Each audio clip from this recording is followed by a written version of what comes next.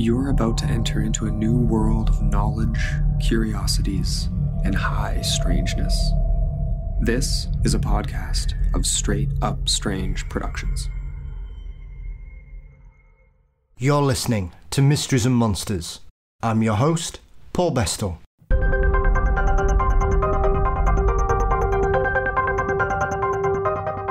On today's show, I welcome a guest who I feel I've known for a lot longer than I have, due to our mutual connections and friends. Lady Ann Selene is someone who considers herself connected to the paranormal from her birth. Not only is she the owner of KPNL radio and digital broadcasting, the host of the Caravan of Lore, she's also a Reiki master, an intuitive tarot reader, and a vampire witch. In her debut book, Aperture In The Veil, Lady Ann peels back the curtain to allow us to experience and share the strange occurrences that her life has seen her involved in. From hauntings, premonitions, ghost hunting, Ouija boards, and even remote viewing, there aren't many topics we don't cram into this fascinating and sometimes amusing conversation. It was a pleasure to finally welcome Lady Ann to Mysteries and Monsters. As always, before we get there, you can support Mysteries and Monsters for $4 a month by signing up at patreon.com/Mysteries and Monsters or the link in the show notes as usual. $4 a month gets you early releases, ad-free episodes, and bonus content. You can find Mysteries and Monsters across all social media platforms: Facebook, Twitter, Instagram, LinkedIn, and please subscribe to the Mysteries and Monsters channel on YouTube. You can also visit mysteriesandmonsters.com for news, episodes, and merchandise. Thank you as always to Dean Bestall for his marvellous artwork. The show is produced by Brennan Storr of the Ghost Story Guys, and Mysteries and Monsters is delighted to be a part of the Straight Up Strange network. For many, it seems the paranormal is in our blood, and Lady Ann is certainly such a person. Today, I am delighted to welcome author, paranormal experiencer, and podcaster Lady Ann Selene to Mysteries and Monsters. With a lifelong connection with the paranormal from an early age, Lady Ann has continued to fulfill her thirst for knowledge. A practicing Reiki master, an intuitive tarot reader, a vampire witch, and yet my multi-talented guest also owns KPNL radio, hosts the Caravan Library of Lore, and has a fascinating new book, Aperture In The Veil, available now. Lady Ann, welcome to Mysteries and Monsters. Thank you so much. I'm so excited to be here. Yes, that was probably the most ticks I've had to do when introducing a guest with the amount of talent that you hold. Well, thank you. It's a very strange situation. We've joked about this before we've started our conversation properly, that we've known each other for quite a while, and yet this is the first time we've actually properly spoken to each other. Yes.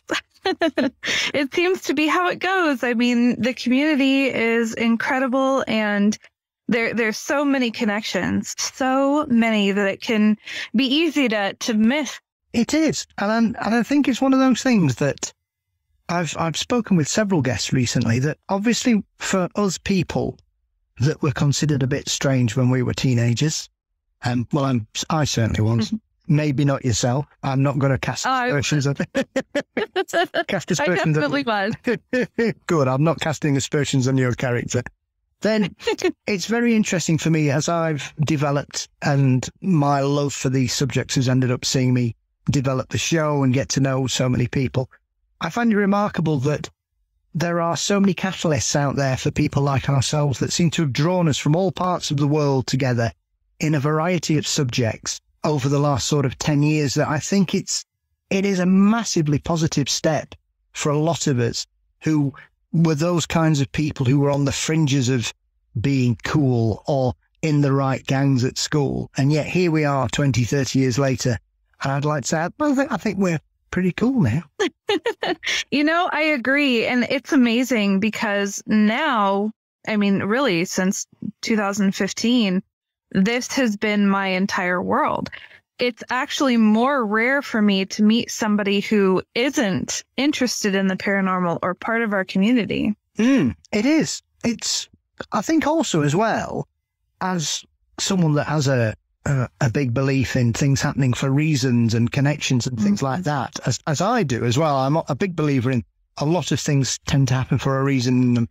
I'm not a massive believer in coincidence. I prefer to think that things happen as if they're not necessarily predestined, but I certainly think if you open yourself up to certain subjects and certain situations, it tends to attract things. Yes, no, I agree with that. And I am of the same mindset that everything I really truly believe happens for a reason. When you look at your experiences and your life and the position you find yourself in this day and age, it's very interesting that there are some of these key points that often when I speak with other guests, Lady Ann, and talk to people from around the world in a variety of subjects, there's always a certain moment in our lives that kind of lights that touch paper that gets us moving. And obviously when I've read your book and obviously being aware of yourself and your interests for quite a while, I think often grandparents play a big part in our lives. And I know that your grandfather is clearly someone who was a very open-minded person, because obviously, as you explain in your book, you've been sort of experiencing and feeling things since an extremely early age. Yes. And I was so grateful to my grandfather. I mean, again, my earliest memory was, I believe I was about a year old, and my father had taken me to the babysitters, and he had sat me in front of this beautiful picture window. And, the farm fields had been flooded, and the sun was rising, and there was the beautiful colors on the water. And as I looked out, I remember thinking, wow, I came back. And from that memory, the other memories are being in my crib and looking down the dark hallway at night and seeing those shadow figures standing there, their hands wrapped around the wall. And so there wasn't really a time in my life where I wasn't experiencing something strange. And I was very lucky to have at least one parent that I could go to and say, hey, what do you believe in this? And have you ever experienced that? And it was really my grandfather telling me about his mom. And I still remember it. Grandma Frances, we constantly would go up there every summer and we'd see her family. They lived about 4 hours away from us. And she had passed away. And he said that the night that he went up there, this was right before her funeral, he woke up and he could feel a presence standing at the end of the bed. And he could see this shape, and he knew it was her, and that it was a loving feeling, and as if she was coming to say goodbye. And then it just dissipated, and that was that. But he always held on to that, and he when he told me that, it definitely made me feel safe. It definitely made me feel like, okay, this is who I can confide in and talk to when it comes to these kinds of things. Yes, and I think those kind of experiences are often overlooked, especially in the modern era for the more frightening ones, because more often than not, when you have an experience like your grandfather did, it clearly meant a massive deal to him to feel that wash of warmth and comfort and love come over him and settle them down, because obviously there was a very traumatic experience and there would be a lot of grief and personal questioning about the world around you and what had happened. And I think I've spoken to many people, both in and out of my family myself, who have had very similar experiences. The vast majority have left the recipient with a really positive outlook. And it's almost, I wouldn't say it's turned off the grief, but it's certainly given them something that I suppose is a bit more tangible and allows them to feel a bit more as if they're not alone and someone passing isn't the end. Yes, no. And that is so important, because, and I wrote this in the book. I remember asking my grandpa, I can't remember how old I was, but I went down and I had talked to him and I said, Grandpa, when you pass away, will you say goodbye to me? And he said, if there is a way, of course I will. And he passed away in 2011. And he did. He came to me in a dream and it was so real. I mean, just so real. And he had told me some things that I hadn't previously known. And I went to my aunt and I had said, hey, Grandpa told me this. Is this true? And it was, which further gave me confirmation that this really was him. And I did get to see him one last time after he passed. Mm.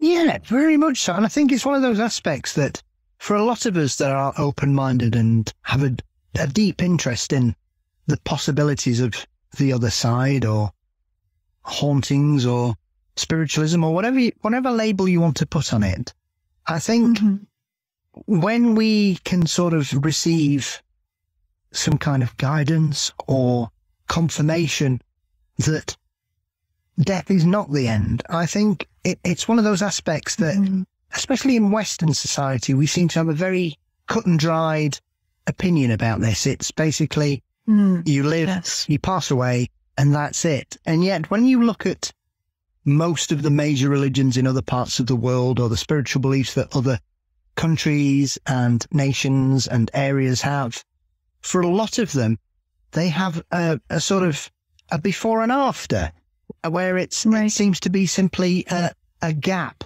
in the journey for a lot of them. Yes, no, and that is something that I have definitely come to agree with, that death is not the end. It really isn't. And with all the experiences that I've had, I mean, how could you think, that it is? But I'm not sure exactly what I feel after we do pass, because there's so many different theories. And then as I walk into these subjects, the more that I learn, the more I realize that I don't know. and you're always going to be that eternal student. And, recently I've been coming to the awareness of like multiverses. And how does that play in with death? Like, you know what I mean? Yeah, it's a bit early in the conversation for such a big leap. But yes, the possibilities are endless. And I find it, as someone that has a deep interest in science, I find it remarkable that we've come from being, this is how it is, to, well, actually now there might be 12 dimensions. We're not really sure. They might only, some might only exist for a brief nanosecond, whatever. And it just shows you how, when we start to push the boundaries and look in different directions, how quickly things can change. Oh, yeah. Oh, totally.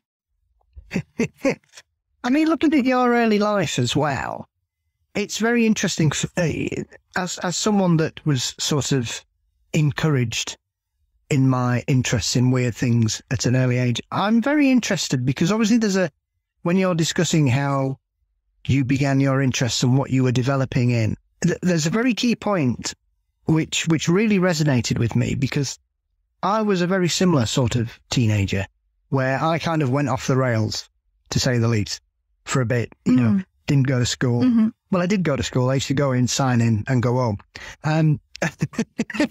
So I had the best attendance record in school. I was never there, but it was amazing. So it was very interesting for me, because when I look back at that point, I'd completely kind of lost interest in the subjects I really enjoyed as a younger person, like ghosts and monsters and scary horror films and things. By the time I was sort of in my mid-teens, I was trying to fit in and be one of the boys and be, in the gangs and just hanging out with people. And I kind of felt really sort of lost. I didn't seem to be able to tether myself to anything. And that was something that kind of carried me on till I got to sort of my early 20s. And then I sort of started pulling myself back together. And then obviously the last sort of 5 years, I've really embraced my love of the things that I adored as a child and realized that they'd never gone away. I just filed them somewhere. Right. Right. No, that's true. I had a similar, childhood because it was the last 2 years of high school. I would go half the day, or we had A days and we had B days. So I'd go A days, but I was never there on B days. And then it got worse. But like you, I would sign in. I was there, but then I would bail. And I actually spent my time at the stables, taking care of the horses and all of that. But by this time, when I was it was like 6th grade and then middle school and early on in high school, I was very interested in the paranormal and all things that fall into that category. Well, nobody else really was. And they were, I became a cheerleader. Tried to fit in. Yeah. I dyed my hair blonde. I mean, just like you, I really tried to fit in. And then my dad had come home and he had been at Healing Group. And I was so fascinated by it. And I asked him if he would take me. And I can't remember if he took me to the very next one or if he still went to a couple before I went with him. However, it was like I came home. Once I was there, it was just incredible because there were people, I was the youngest person there, but you had like a massage therapist, a cranial sacral person that was their specialty, and then you had the Reiki master, and then you had people that were more like science minded and some that were strictly all ET related. And the conversations that we had, it's like this one with you right now. And to be able to have these kinds of conversations on a Sunday night when you're 15, 16, 17 years old, this was the highlight of my life. But it was very hard to return to school where everybody is just into boys and the next football game. And so I would actually spend a lot of my time when I was at school, I was either secluded in the choir room or the art room, until the bell rang. And so, yeah. Yeah, I think it's also interesting. Look, when I read your book, I think that's one of those moments in life where it would be it wouldn't be very interesting. I would imagine your life would have taken a very different path if you hadn't encountered. Oh, yeah. Was it Trisha, this yes. your father's partner, who was basically your sort of gateway into discovering this whole new world of these kind of people who were able that you could sit down and have a conversation with without feeling that people are pointing and go, oh, what's this weird stuff they're talking about? What does this mean? Like you say, we want to talk about MTV or boys or what we do the weekend. Whereas there you can go and talk about, life after death. Where do we go? What does it mean? Do you see ghosts? Those kinds of things. Oh, exactly. Meeting Trisha really did change my life. One of these days, I'm going to have her on the caravan so she can tell everybody her story on how she even came up with doing the Healing Group and how important that was for her, and then everybody that ended up finding their way there. And, gosh, Healing Group ended, let's see, I'm 35. So it was about when I was 24 that everybody kind of dispersed because, people moved and everything. And so I haven't attended Healing Group in that long. And so I think back on it and I still get to see Trisha. What was really interesting actually is Trisha and I hadn't talked for a little while because I had moved around and was having kids and everything, super busy. Well, I went to write that chapter in the book and I titled it Trisha. And wouldn't you know it, I'm not kidding. Like after I wrote the A, boom, I get a message on my phone and guess who it was? It was incredible. Absolutely. Well, often if you ask, you never know what may happen, depending on how you throw that out there into the universe. Yes. Oh, so very true. Yeah. And so I suppose it's one of those things, because clearly you were looking for something, as many teenagers are. We're all looking for something. Mm-hmm. Most of us don't know what we're looking for until it usually hits us in the face, often. Yes. And I think, obviously, looking at some of the early chapters and the way you were sort of drifting, because I was very interested that your father would drag you around antique stores all across the state, which you know, it's one of those things that when you're 8, you think, oh, that's rubbish. Now I think, wow, that's brilliant. All the things you can find. And it's very interesting that even still, you were still sort of gravitating towards dusty old books and strange looking things, even at a very early age. So you'd clearly got an interest in it. Whether or not people around you thought that it was healthy for a young lady of your age to have these interests is another thing, Lady Ann. So I'm very interested that clearly there was something there that was just constantly bubbling under the surface. Oh, yes. No, it was very, I got really good going around to the antique stores with my dad because I felt, I laugh about it right now, but I do feel bad. However, there was this one time that he had taken me, and I can't remember how old I was. I was pretty young, and we were in an antique mall. Those ones I didn't like going in so much because they had a lot of the really tall glass cases, and they were very hands off.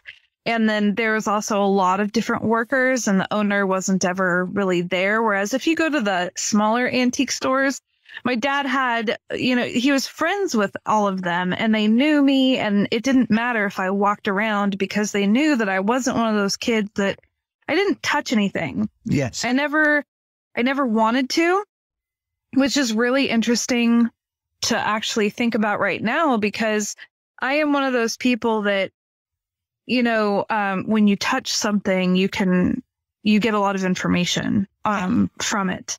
So, but I never wanted to do that when I was in the antique stores. So in this antique mall, my dad found, a mega load of postcards, and there are so many postcards in one of those long boxes. And when he would go through them, he wasn't just looking at the cover of it, what was on the front, the art and everything. Was the artist signed? What was the subject that was on the front? Is there a cancellation on the back? And then he even had these books where you would look up the cancellation to see if the town still existed. And there was a price guide. Yeah. And so I ended up just sitting there, and I kind of would, I didn't know anything about meditation back then, but I would just kind of go into a meditative state, zone off, if you will, and just be thinking about other things. Well, I sat there so very still, and a woman had come up to me, but I knew that there was movement, and I just didn't pay attention. She walks away. She comes back, and she's with the store owner. She literally asked her how much the doll was, and I moved because I was like, I about gave the poor lady a heart attack.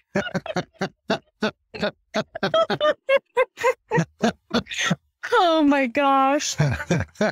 So it was definitely a wild ride going to the antique stores. And it's funny because, of course, as you get older, all of a sudden now you've got what were they? The Walkmans. Yeah. You can put the cassette in there. And so I would just hang out in my dad's van and listen to my Walkman and draw or read.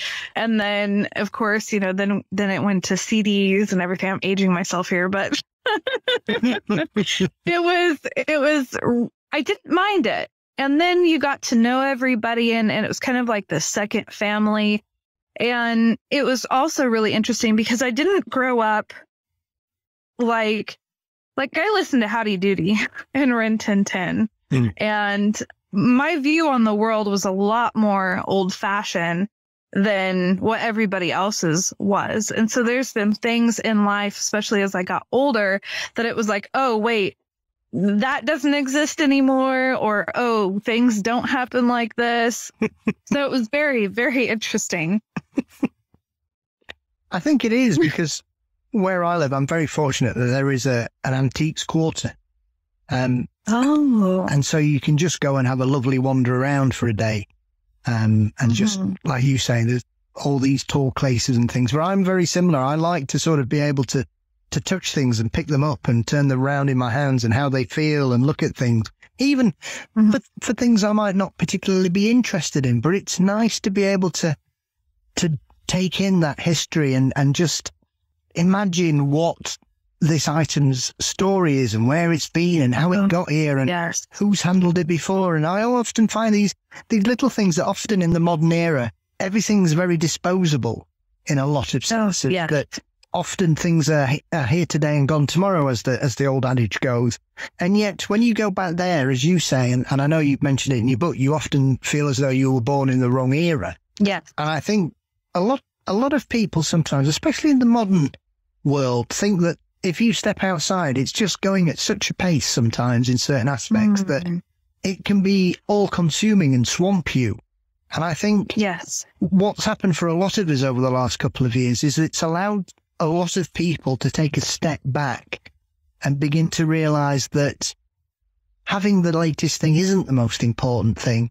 It's the people and items you already own, or the things that you love, or the hobbies or interests that you might have put to one side, because the real world will often drag you along at such a pace that you will leave things behind that you love. Yes. No, I agree with that. 110%. That is definitely, you're speaking to my heart here. I have to say, there was one aspect of the book that made me smile a little bit, primarily because it's a gentleman that I've kind of re-engaged with recently through listening to some very old Art Bell episodes, and that's James Van Praagh.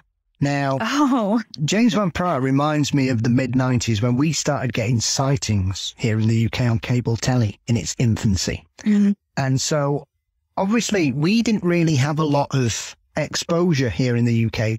Paranormal television wasn't very big, sort of, very often. So when we used to get programs come over from the States, it was always very interesting. Sometimes it was a bit strange, but mostly it was very interesting in the majority of the subjects. And that's where my love of discovering that people were still out there looking for Bigfoot.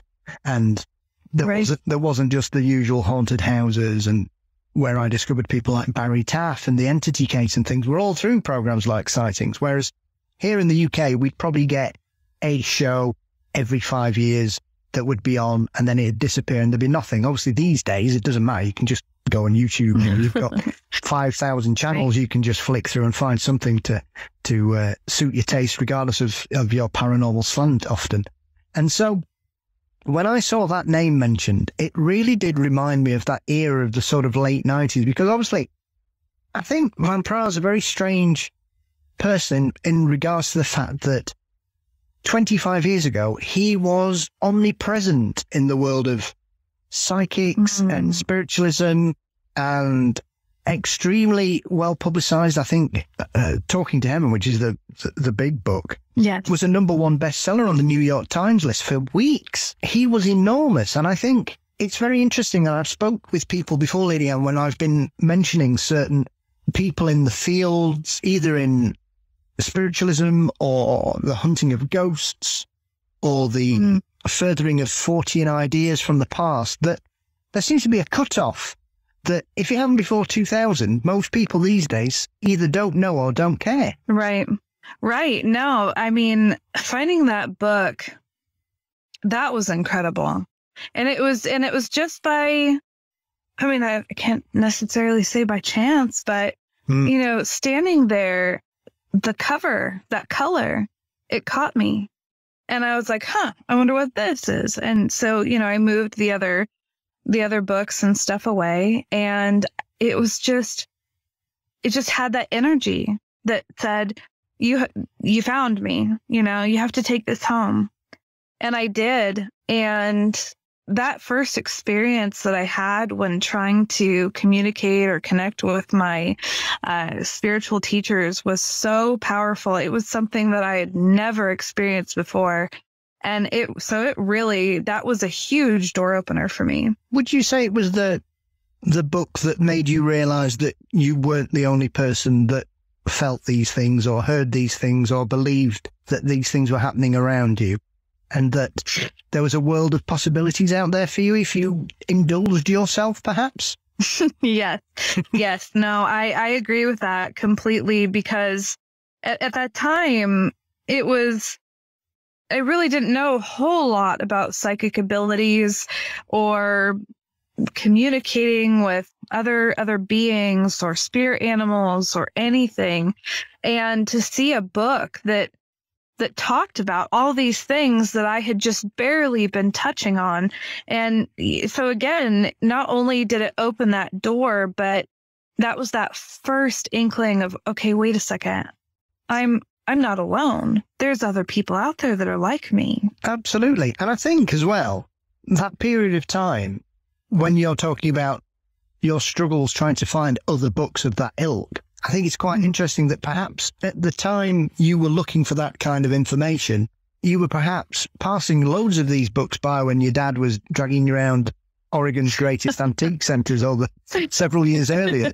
You would have probably had book after book after book, but obviously at that point of your life, you weren't really bothered. Right. No, exactly. At that point in my life, it wasn't, I don't think that I had enough happen yet, because everything that had happened prior was more of your shadow entities or feeling something around you. And that, to me at the time as a child, that was separate. Yeah. That was like, oh, okay, ghosts, spooky stuff.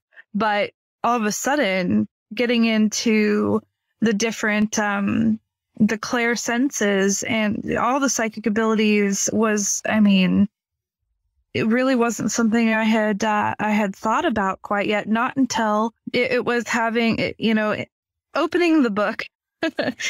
The story that opened it was a very difficult one for me to write.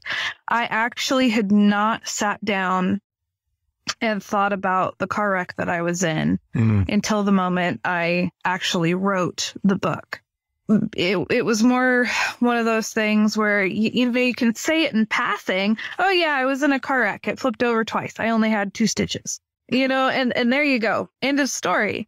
But you can't do that when you're writing a book. You really have to paint that picture for your audience and really go through it step by step, because by doing this, it also shows how I was coming into the awareness of psychic abilities, because as we were going down the road, and I don't know how, I mean, moments before, I had laid my head down on my pillow and this scene from a movie that I had seen popped in my head, and I didn't want to think about it. It was this little girl. It was Fly Away Home.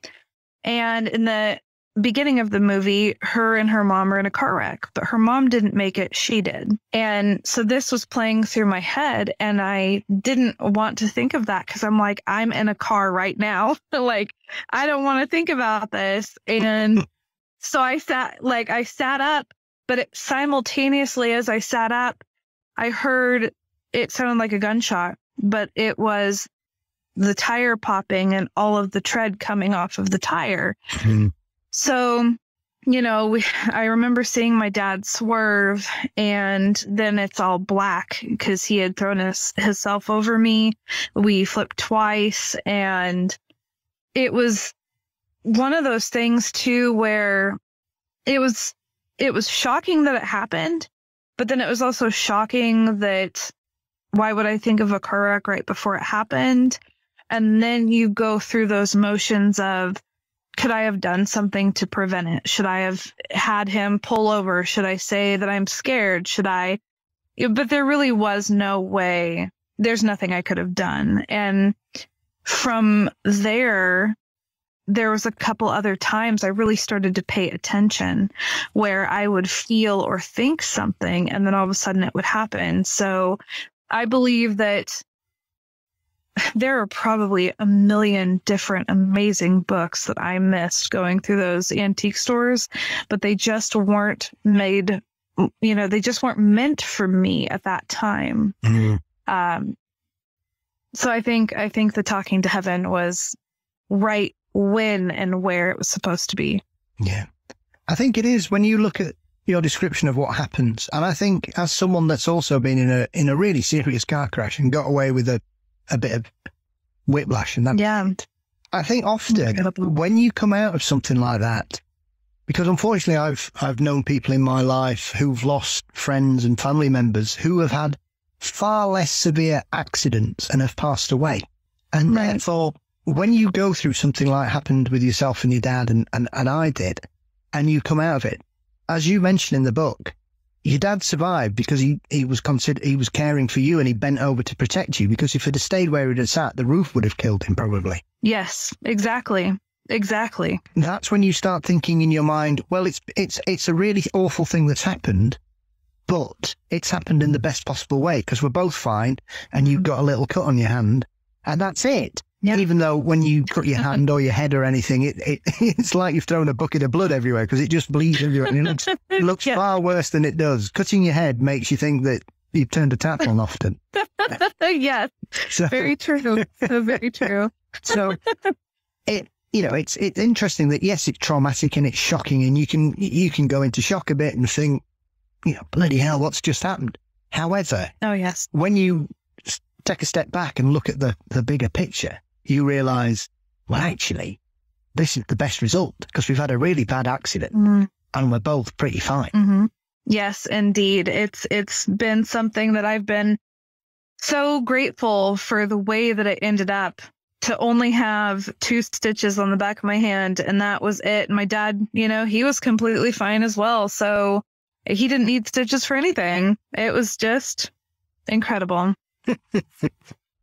There are some interestingly amusing stories as well. There's another one that really made me chuckle, primarily because, as I was saying about being an untethered teenager, Lady Ann, Ouija boards always seem to appear for people of our ilk for some reason.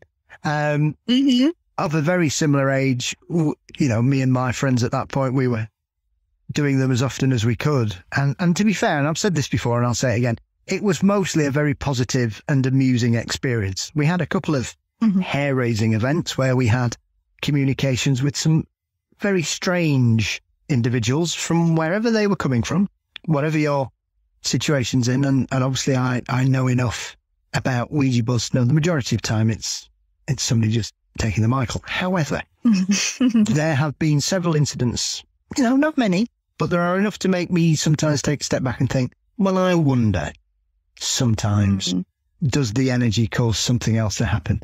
And so I'm always interested when I read other people's experiences of using Ouija boards, primarily because obviously not to the extremes that happened with yourself, but it's very interesting that you've kind of got this roll on from discovering tarot to then jumping into Ouija.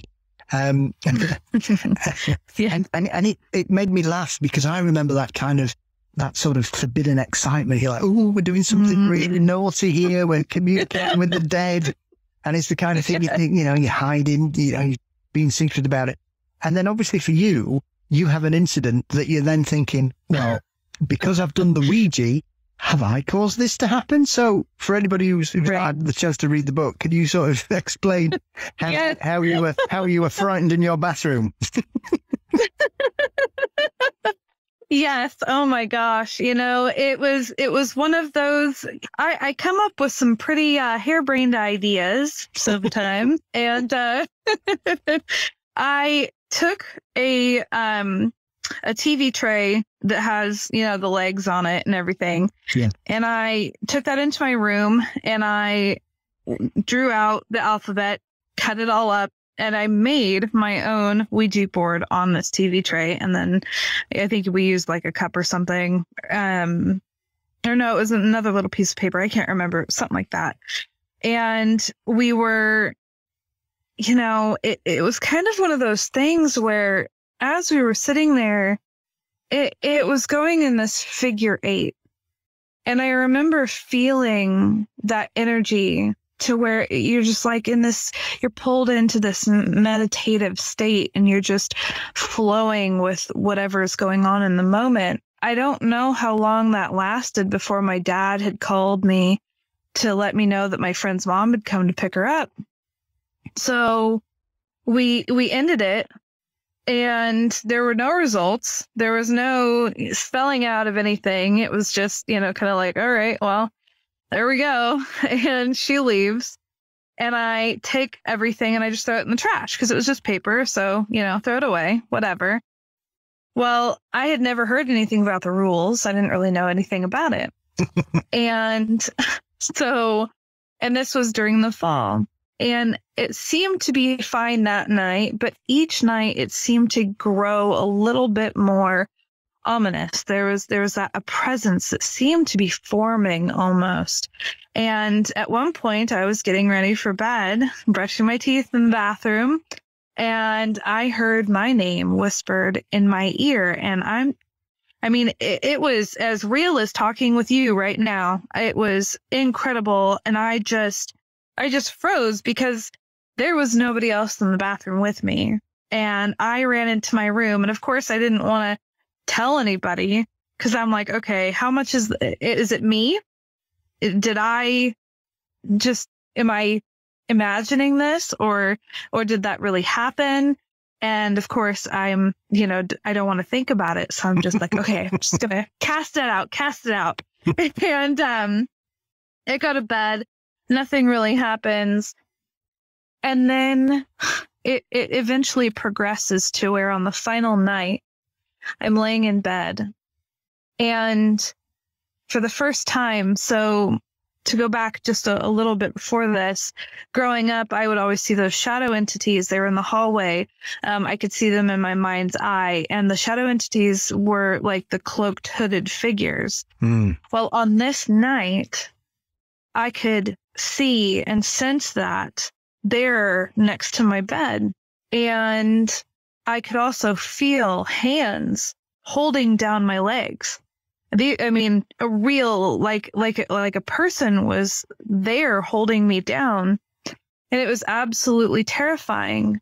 So I remember laying there thinking, don't open your eyes and don't breathe. Don't breathe too much because, I didn't even want my stomach to move. And so I pass out. And then the next morning I went to my grandpa and I was like, Grandpa, I might have done something. And he was like, okay. And, looking back on it, it was devastating. I threw everything away. I'm telling you, I had those Time Life books that had like psychic powers. Oh, it was so bad. I had crystals. I had books. I had everything. I still actually have the Talking to Heaven book. That one stayed. But the rest of them, he packaged everything up and got rid of it because, again, at the time you're a kid and you think, okay, what kind of energy or whatever is attached to all this stuff? Is this the gateway to bad scary things? So he does this and then he goes down because at the time we were attending a Methodist church in town, and he went down and got the pastor, and the pastor came and blessed the house. And I had we had two churches in town. One was a Methodist and one was just in general Christian church. And that's where we had like youth group and stuff. So I ended up going to youth group, and because I didn't want to be home like at all. So I spent most of my day there hanging out with the other kids. Well, finally I had to go home, and I go in there and I go to bed, but things aren't feeling terrible. Things are pretty okay. And I lay down and I'm looking over at the window. This is on my left side and my door is on the right side. And as I'm looking, staring at the wall, I can see this blue and white light just kind of pulsating slowly. And I'm like, that's weird. Like, is that my dad? Is that my dad's TV? Wait, could that reflection get that far in here? Did I leave my TV? Is my door shut? And so I roll over, and this light, this bright white light is there at the end of my bed, just glowing. Like you can't see anything else but this light. And I remember feeling so drawn to it that I reached my hand out, and then boom, gone so fast. It was like it was never there. And I'm sitting in my bed going, I don't know what just happened, but there was this peace, this energy, this feeling of peace that came over me that I've never felt before in my life, before or since.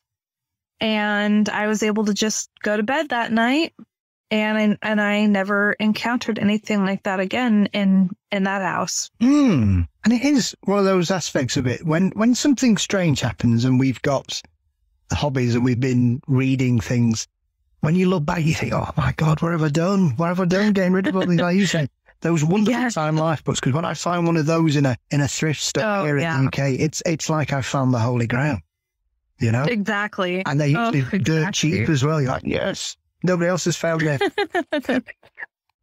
And squirrel it away and take it with me. Obviously, I pay for it. I don't. Oh, yeah.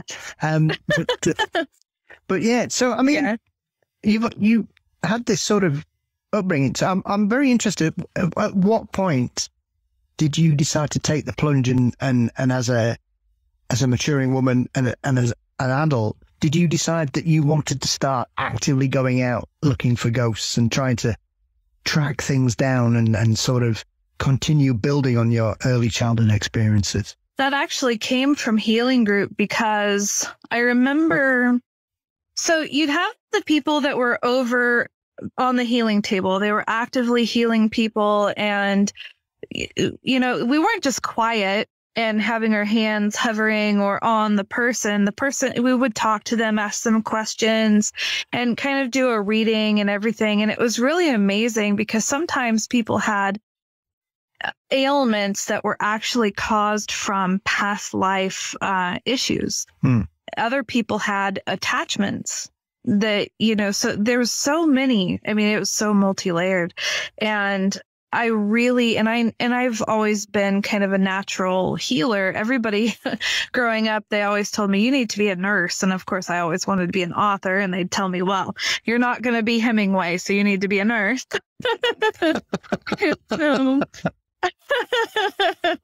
But then in the other, you know, if I wasn't participating in the active healing, there was this couch over, because it was a really big, long, like bonus room.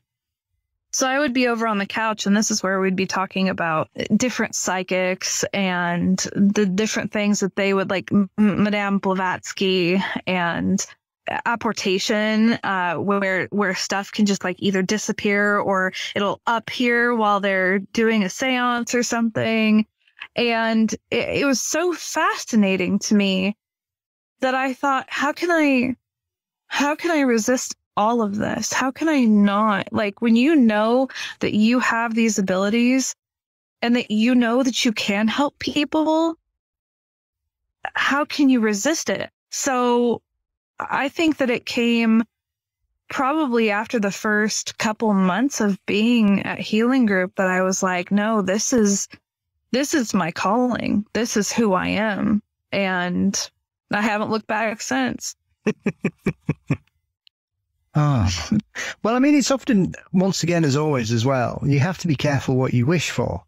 Because I know there are, you know, I'm certainly not trying to be flippant, but obviously sometimes you find what I found the book makes me chuckle a lot is often I find it's like reading somebody doing a version of me in a different sense, in regards to the fact that I would often put myself in situations where things happen and I'm like, oh, why has this happened? And I'm thinking, well, actually, you've done that. And I know there's one instance when you visited a basement and something happens, and I have to laugh because you're kind of building it up and you're thinking, well, it's almost as if you're telling us what you want to happen. And then when it happens, you're like, oh my God. You know, it's one of those things where, here again, I am somebody that maybe it's not the smartest thing, but I'm so drawn by energy, and it's like you're a bloodhound. You're on the trail of something. How can you not? Yeah. You know? So here I am. We go to this place. It was in Ohio. It was at the infirmary. And previously, like this place spoke to me. I was able to see a section of this building in my mind, and I drew it out for the people that I was going with. And again, I didn't have any knowledge of the building, what it looked like, the history on it. And I asked for a piece of paper and a pencil, and I draw it out and I hand it to them. And it was so cool because they were like, they both just kind of looked at me in shock, and they're like, "Oh man, we can't wait for you to go here. That actually exists within this building." And it was just a railing and a ramp. It was a ramp and a railing, and I knew that at the end of that ramp, over kind of on the left side, there was something there. And so the night comes. And we get there, everybody is setting up their equipment, and it's just nonchalant and people are hanging out. Well, there were other people that had kind of gone off into the building a little bit, and they came up. And so I thought, okay, wait a second. So do we have free reign? Really? And I asked somebody, I said, so can I go? And they're like, yeah, sure. And I was like, boom. I am gone. And I had warned them too, well, jokingly. I was like, yeah, I kind of have a little bit of a tendency to just kind of disappear, but I'll try to stay with the group. Yeah, that didn't happen. So I'm going and I'm following the energy, and it's leading me down into the basement. And while I'm looking around and I'm descending the stairs, I'm also looking for this location that I had drawn, and I found it. And it was so surreal to stand in that location, knowing that I've never been there. And here I was. It was real. So I find that, but I couldn't bring myself to go onto the ramp because, again, I could feel like there was something down just off to the left of it. I couldn't do it. So I was like, okay, well, I'm just going to, wander around the rest of it. And I'm in the basement, and I'm thinking about, because I was learning that sometimes people will dress up in the clothing that they would wear during the time that the building was in use. Yeah. And that it has that tendency to bring about activity. Yeah. So I was thinking, gosh, okay, what would they do? What would they do for entertainment back then? And I could see them like playing cards, they're talking, and then I could see this like a Victrola, like an old record player. Yeah. And I was thinking, oh, okay. So I start, and just then, as I'm thinking about this, there's a cork board, and on the cork board, there's music. And again, I was in choir, so I knew how to read it, and I was like, okay, I'm going to hum this. So I'm humming, and I'm walking down in this basement, and it's completely pitch black, and I've only got the little light on my phone. And the humming, the music is making me feel better. So I get down to the end of the hallway. I'm not far from the stairs, and I'm feeling pretty good, and I pause. And right there, right where I'm standing, I can feel a hand just go up the back of my head into my hair, each finger. I mean, just as real as if I was to do it myself. And that, I mean, whoop, up those stairs I went. I was running as fast as I could. I get back to the group, and I'm out of breath, which is embarrassing, and I'm white as a sheet, and they're looking at me. And one of them was like, "You wandered off, didn't you?" Which, so I start laughing, and of course I'm like, well, yeah.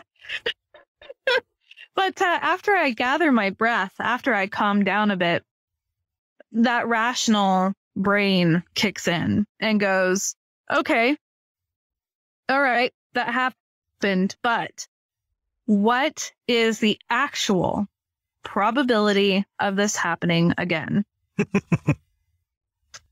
So what do? I wander off again, but I didn't go back down to where I was. I kept to the other parts of the building, and nothing like that happened again for the rest of the night. Mm. It's, yeah, careful what you wish for.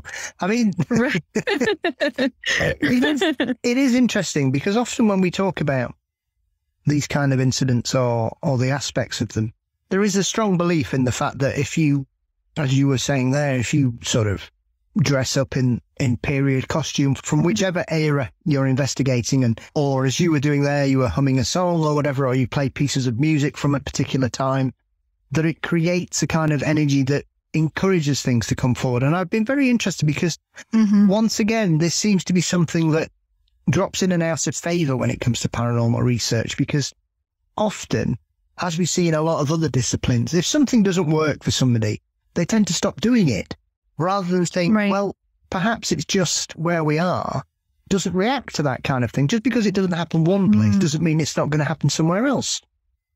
Agreed. That's totally true. And that's been my experience as well. I was very fascinated as well when I'm reading your book, because remote viewing is something that's been around for a very long time. And yet, yes, it seems to be some people just dismiss it out of hand, despite the fact that the US government invested rather large amounts of money into doing these projects. And to all intents and purposes, depending on who you listen to, Lady Ann, they either got amazing results or nothing happened at all. So what was it that sort of introduced you to that part of it? Because obviously remote viewing is something, once again, that is like a lot of aspects of the paranormal. It drops in and out of fashion. And for a young woman dipping their toes into the world of the supernatural, remote viewing would not be the kind of thing I would expect someone to kind of jump into in that regard, because it does seem to be something that's sort of, when you've become really immersed in the subject and you're trying different things, then perhaps you open yourselves up to remote viewing. But you seem to sort of be attracted to that at quite an early age, which I found very interesting. Yes, I think I was about, if I remember correctly, I had to have been about 14 or so. And I've tried to think, where did I originally hear about it? Because I can't remember. And I don't know if I even thought it as remote viewing or if there was something else that I thought it was, like meditation, or I can't put my finger on it. But I remember very clearly talking to my sister, and I was so excited, and I was like, hey, I have this idea. Can we try it?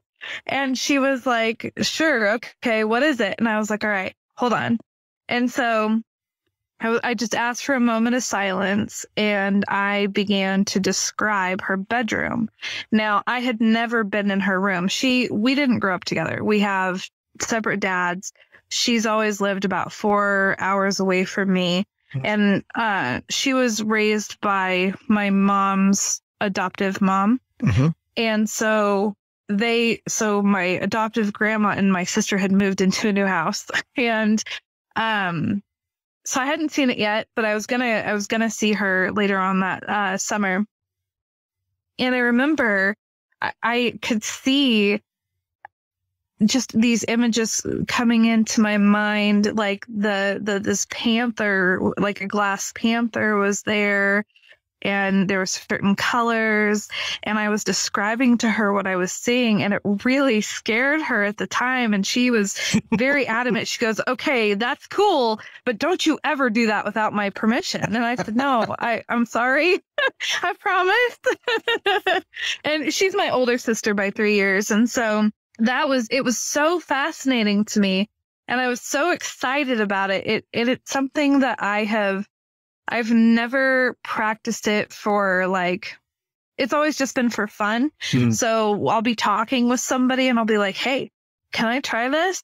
And it's just to kind of, I believe that all psychic abilities and our brain, it's a muscle.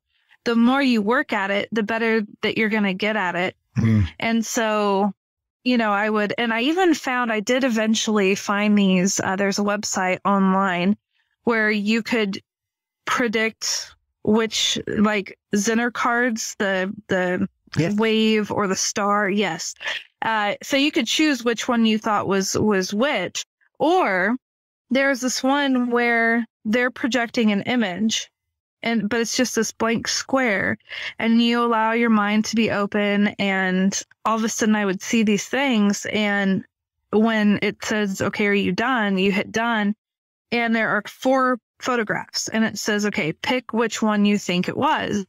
And I was really accurate. I was really accurate on it. So and eventually learning about the Freedom of Information Act, I found some remote viewing protocol papers. I printed off and I have those.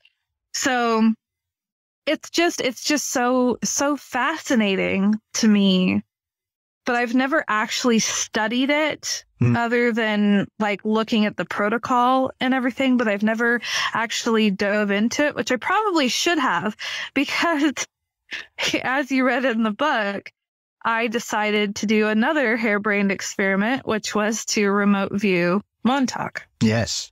And, and that one was interesting because my sister, she had a bag of stones, and the stones consisted of, they're like the little stones that you'd put in the bottom of a fish tank.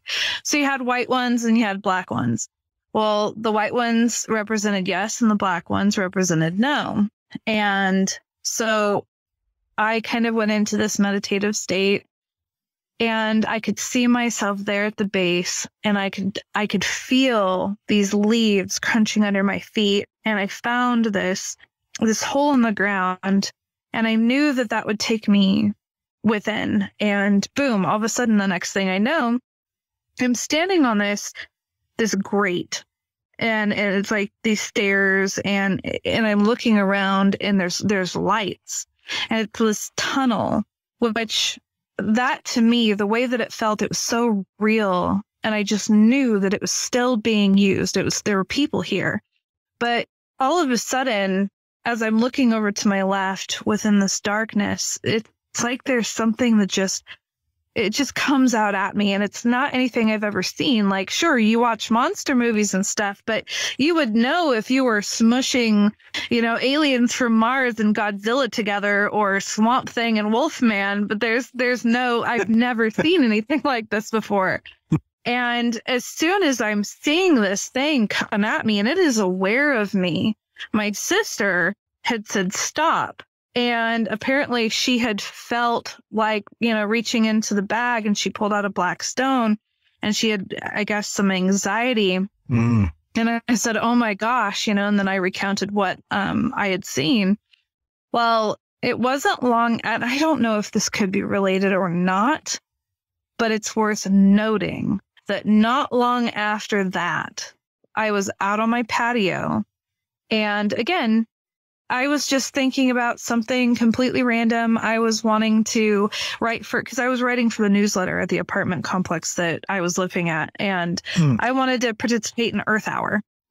And I thought, oh my gosh, because here we are, we're on the outskirts of town, the last apartment complex before it's just nothing but farm fields. And it was so beautiful. And I was like, oh, could you imagine if we had all the lights off for just that 1 hour? We could do a stargazing party. And as I'm thinking about this stuff, trying to figure out how could I pitch it to the managers, I see this cloud of smoke just forming, and I'm thinking, at this time I was learning that there was the people that were vaping, and they'd have these monstrous dragon clouds, and I'm just like, geez, and I'm looking for the person, but there's no person. Yeah. And I'm like just staring, and as I'm staring at it, this mist fog thing begins to form into an upright walking humanoid-y alien thing. And I'm just frozen, absolutely frozen. And I'm staring at it. And again, it's right back to that Ouija board experience where I'm laying in the bed and you're telling yourself, don't breathe. And so I'm just shocked. And I'm trying really hard not to breathe because I don't want to make any sounds. And I'm frozen. And I'm also trying to tell myself, don't think anything. Mm-hmm. You have to clear your mind, because what if it's telepathic? It'll know what you're thinking. It'll know that you're staring at it. Mm-hmm. So I'm just frozen and I'm watching it. And then all of a sudden, it's like it walks through this invisible door and it is just gone. I was terrified. It took me a little bit to try to turn around and go back into my house, because I had this fear that as soon as I turned around, it was just going to pop behind me on my patio. And eventually I did get back into the house, and I shut my sliding door and I shut the curtains, and I went into my children's room because I remembered that their window was still wide open. And at this point, I had my sister on the phone. Well, I was pretty hysterical because, I mean, this was on a whole different level. Yeah, sure. I've seen shadow entities that aren't, it's like a shadow. It's not like it's a solid being like this thing was. Or you've heard things, or you've seen a can fly off of the wall. Those are just, it's more benign to me, at least, because I've experienced that kind of stuff since I was little.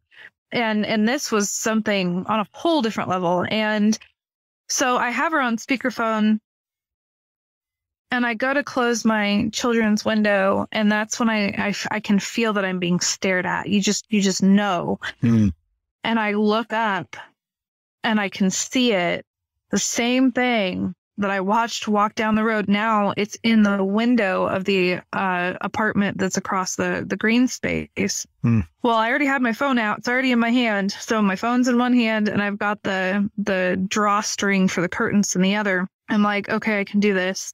And my sister's helping me. And I open up my camera, I take a picture, and then I let go of the string of the blinds, which just, comes down, and I'm done.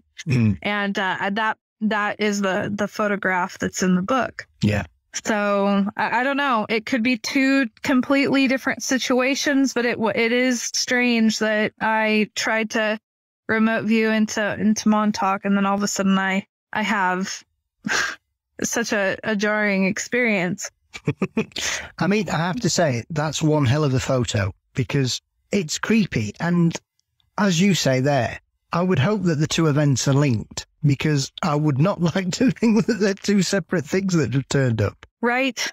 Oh my gosh. No, I have been so grateful that I've never seen that thing again. And I haven't even felt it. However, it's something that, I've signed another contract for another book, and the book is called Paramorphosis. Now, this was a word that I just I came up with it by smushing paranormal and metamorphosis together, because what I've been researching is, could some of our paranormal experiences actually be more of your extraterrestrial in nature and instead of a ghost? Because, I've learned about the screen memories, and there's a lot of connections actually between the extraterrestrials and shadow entities. So I am jumping down a brand new rabbit hole, and it's it's incredible. Yeah. I mean, when I'm reading this, I think, oh, well, fair enough, you're not going to do that again. And then obviously you've also dabbled in the Estes method, which I think, yeah. the one thing I've learned from reading your book and your work and knowing you over the last few years, Lady Ann, is that when most people would turn away from something and think, actually, I've had enough of that, you just think, I wonder what else I can do. How far can I push this envelope? Yeah, well, it's true, because I guess I'm so curious. I don't know how not to be. And so what was interesting about the Estes method when I very first tried it, again, it was there at the Ohio Infirmary, and I was like, yeah, sure, let's do this, because at the time, I was thinking, okay, you just listen. You just listen, and you're blindfolded, so that way you can really hyper focus on the words that are coming through. Well, that definitely wasn't the case. I ended up going into kind of a meditative trance almost. And it kind of brought me back to the days of healing group, because I was learning how to do channeling. And there were a couple instances where I would see something. One that stands out the most is when I walked into healing group and there was a man that was there. He had a briefcase, and I wish that I could remember what kind of tools that he used. I'll have to ask Trisha, but they were these different kinds of crystals, and I think that they were some kind of Atlantean energy tool that he would use during healing group. And it was the first time that I had seen his briefcase. Well, in my mind, I could see this pyramid, this crystal pyramid. It was so beautiful, nothing that I had ever seen before. And then all of a sudden, as he's opening his briefcase, there's this pyramid. And I went over to him and I was like, do you mind, may I hold this? And he said, yeah, sure, of course. And he hands it to me. Well, as I'm holding it, I can see in my mind, it's like you're in space. You can, all you see is just infinite space and stars. And then it begins to turn into where there's a presence there. And I remember hearing the word Pleiadian, and there was a woman sitting across the room, and I was drawn to her. And I stood in front of her holding this crystal pyramid. And then all of a sudden, I have no idea. And then it's like I wake up and she's moved to tears, and she's telling me, thank you, thank you, thank you. I still have no idea what happened. So, and that would kind of happen though. I remember one time where I was driving, and the next thing I know, I'm in front of Trisha's house. And I have no idea how I got there. And so clicking over into that channeling has been something that I eventually ended up stepping away from it because it was so intense. Yeah. And as a kid, trying to graduate school and everything, it was not something that I could really be a part of at that time.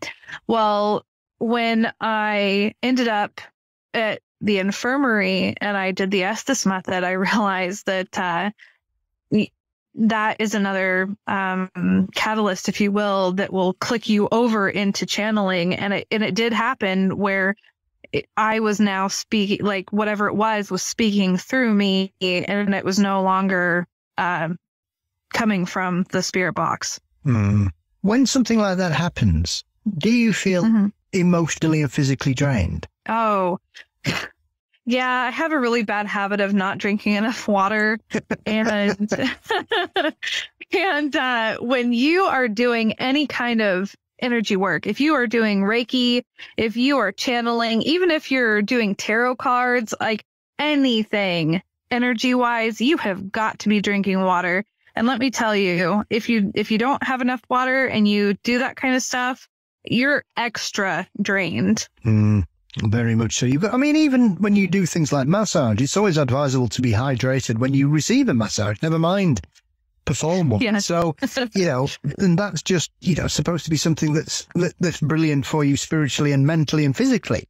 So yeah, when you're putting yourself out there and opening your mind up and focusing on things, it's obvious when you have an understanding of how things work. So, but yeah, me and you both, I think, I don't stay hydrated enough either, regardless of what I'm doing.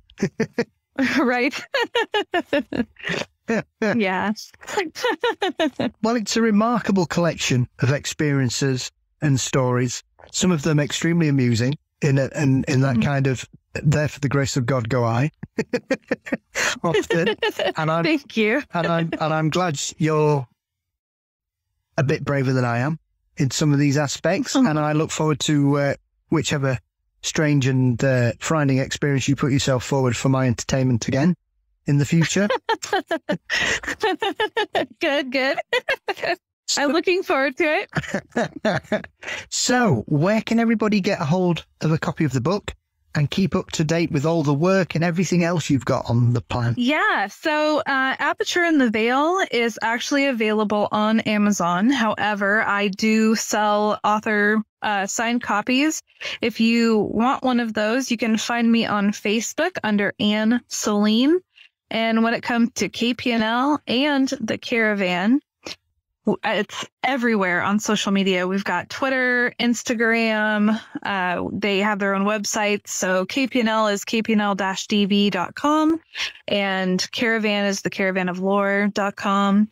And yeah, I mean, just type it in and it'll all come up. Lovely. Well, I'll put links as always to everything in the show notes. And thank you for finally fitting me into your schedule. It's been lovely to finally talk to you properly after all these years. And I look forward to the next time we can have a proper conversation. Thank you so much. Thank you. It's been an honor.